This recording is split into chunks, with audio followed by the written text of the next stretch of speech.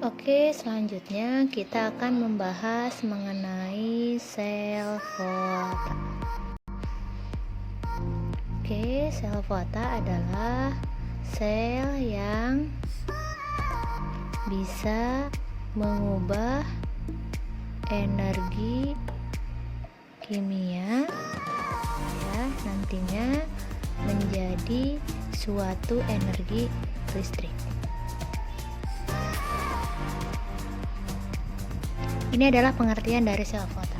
Contoh yang paling umum dari sel volta dalam kehidupan sehari-hari itu adalah batu baterai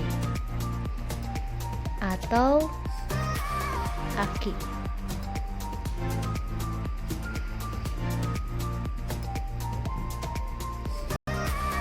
Seperti sel galvanik yang lain, dalam sel volta dia juga akan ada dua elektroda, yaitu ada yang namanya katoda dan ada yang namanya anoda.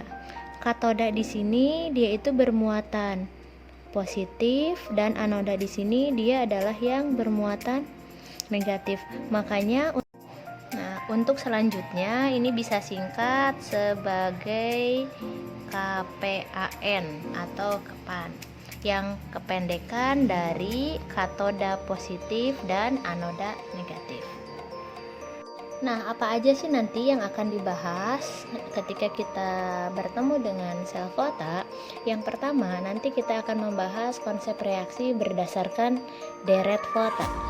Jadi di sini adik-adik semua diharapkan sudah bisa atau sudah paham mengenai deret volta dan bisa dilihat di video saya yang lain tentang bagaimana cara menghafal deret volta.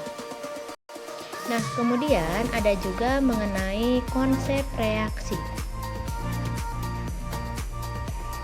Untuk konsep reaksi di sel volta ini, maka nanti yang harus diingat adalah ketika kita punya dua elektroda, yaitu anoda dan katoda, maka otomatis kita juga akan mempunyai dua reaksi yang berbeda, di mana bisa kita singkat di sini anox red cat.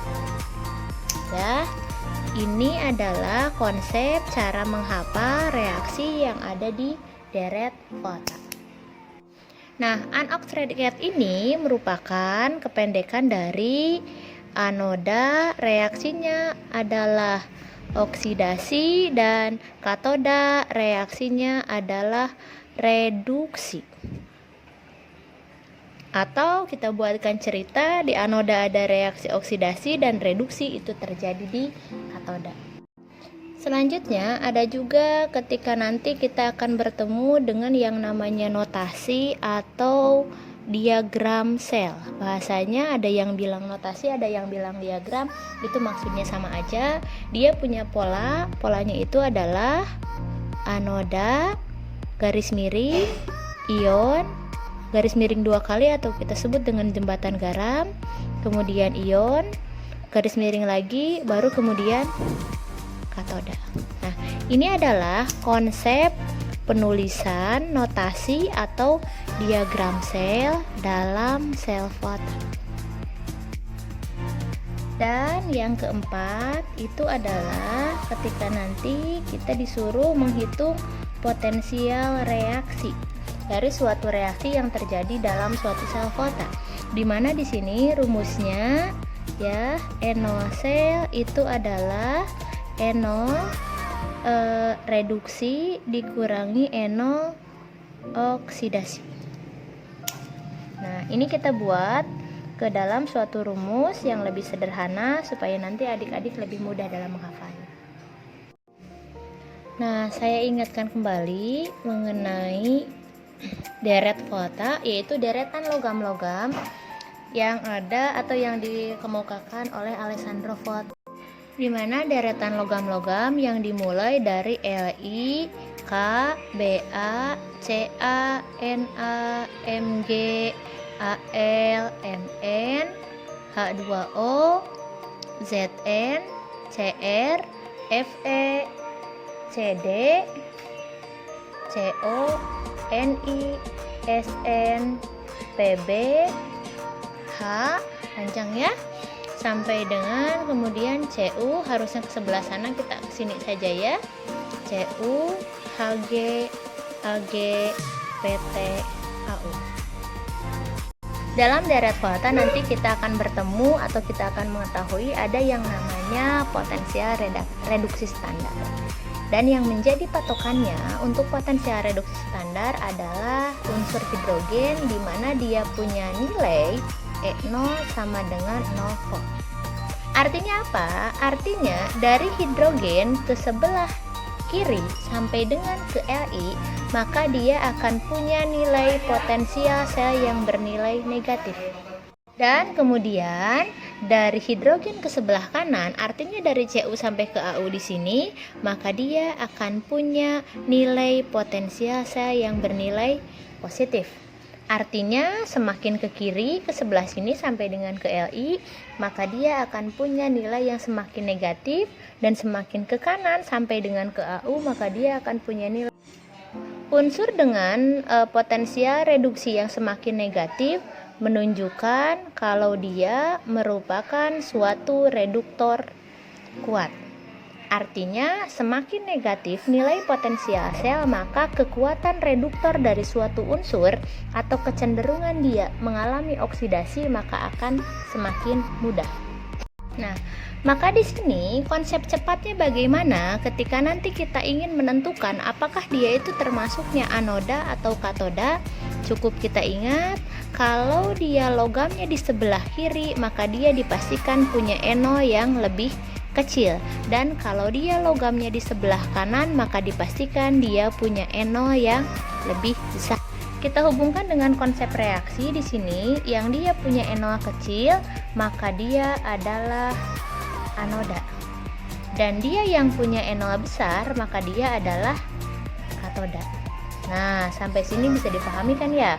Jadi kita bisa ambil suatu kesimpulan kalau logam yang di sebelah kiri itu adalah anoda dan logam yang di sebelah kanan itu adalah katoda.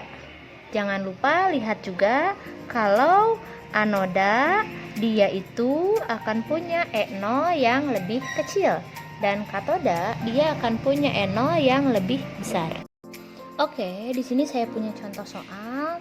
Dari soal kita punya reaksi. Reaksinya itu adalah Al3+ tambah 3 elektron menjadi Al dengan potensial reduksi standar yaitu min 1,66 volt. Dan kemudian ada reaksi yang kedua, Cu2+ ditambah 2 elektron menjadi Cu dengan nilai potensial standar yaitu plus 0,34 volt. Pertanyaannya adalah tentukan A. Manakah yang termasuk katoda dan anoda? B. Tentukan reaksi yang terjadi di anoda dan katoda. C. Tentukan notasi atau diagram sel. Dan D. Hitung atau tentukan potensial reaksi dari reaksi di atas. Oke, untuk menjawab pertanyaan ya, yang A yaitu manakah yang termasuk atau yang bereaksi di katoda dan anoda. Kita lihat ya, tadi kalau dia yang punya E0-nya kecil, saya ingatkan kembali ya, maka dia letaknya lebih kiri. Saya tulis di sini keterangan kiri. Kemudian dia yang punya E0 lebih besar di sini yaitu yang plus 0,34 itu pasti logamnya ada di sebelah kanan. Oke, saya kasih keterangan seperti ini dulu. Kemudian ini nanti bisa kita gunakan untuk menjawab pertanyaan yang A jika anoda itu sama dengan logam yang di kiri ya, dan katoda itu sama dengan logam yang di kanan. Logam apa yang di kiri? Dan di sini logam yang di kiri adalah logam Al, dan logam yang di sebelah kanan di sini adalah logam Cu. Maka jawabannya adalah anoda itu Al dan katoda itu adalah Cu. Untuk menjawab pertanyaan yang B, tentukan reaksi yang terjadi di anoda dan katoda. Saya ingatkan kembali dengan konsep yang tadi yang sudah kita bahas ya. Kalau sudah kita jelaskan lebih awal, ada anox predicate. Anoda reaksinya harus oksidasi ya, dan di katoda reaksinya harus reduksi. Sedangkan konsep reaksi yang kita punya ini adalah reaksi reduksi semuanya. Maka yang harus kita lakukan dari reaksi reduksi supaya kita dapatkan reaksi oksidasi adalah kita harus membalik reaksi. Berarti ini saya tuliskan saja dibalik, dan yang ini saya tuliskan saja tetap. Oke, bisa dipahami sampai di sini? Maka untuk reaksi yang terjadi di anoda, berarti logam yang di sebelah kiri reaksinya kita balik menjadi Al menjadi Al3+ ditambahkan dengan 3 elektron. Dan untuk reaksi di katoda, karena dia tetap, maka tulis saja seperti yang ada di soal, yaitu Cu2+ ditambah 2 elektron menjadi Cu. Selanjutnya, untuk menjawab pertanyaan yang C, di mana pertanyaan yang C di sini adalah tentukan notasi atau diagram dari sel yang terjadi pada reaksi di atas. Ingat, konsep awalnya adalah anoda, ion, jembatan garam, ion, dan katoda. Untuk lebih mudah menghafal, maka nanti bisa saya tuliskan, karena anoda itu sama dengan kiri, maka bisa kita tuliskan kiri, ion, ion, kanan. Biar nanti kalian tidak sulit ketika menghafal. Karena biasanya ketika dihubungkan dengan kiri atau kanan, itu akan lebih mudah dihafalkan ketimbang menghitung atau menentukan mana katoda dan mana anoda. Oke, karena kita sudah tahu unsur yang sebelah kiri apa dan yang sebelah kanan apa, maka tinggal kita tuliskan saja di sini. Yang kirinya adalah Al, ionnya adalah Al3+, jembatan garam jangan lupa. Di kanannya ada apa? Ada Cu dengan ion yang dia miliki adalah Cu2+, kemudian garis miring lagi tuliskan Cu. Nah, ini jawaban yang C. Selanjutnya, untuk menjawab pertanyaan yang D, yaitu bagaimana atau berapa nilai potensial reaksinya, kita ingatkan kembali ke rumus awal. Kalau rumusnya NO sel yaitu NO dikurangi NO oksidasi. Reduksi berarti di katoda, yang artinya itu adalah unsur yang ada di sebelah kanan. Dan oksidasi itu ada di anoda, yang artinya unsurnya adalah yang di sebelah kiri. Maka biar lebih mudah menghafalnya, saya tuliskan di sini kalau menghitung potensial reduksi, yaitu rumusnya adalah NO unsur yang kanan dikurangi dengan NO unsur yang kiri. Oke, tinggal kita masukkan saja. Yang kanan nilainya adalah plus 0,34 dan yang kiri nilainya adalah min 1,66 volt, atau nanti kita tuliskan plus 0,34 min kali min jadi plus 1,66, maka nilai yang kita punya adalah 2,00 volt. Karena dia punya nilai positif, maka kita kategorikan kalau reaksi ini berlangsung spontan.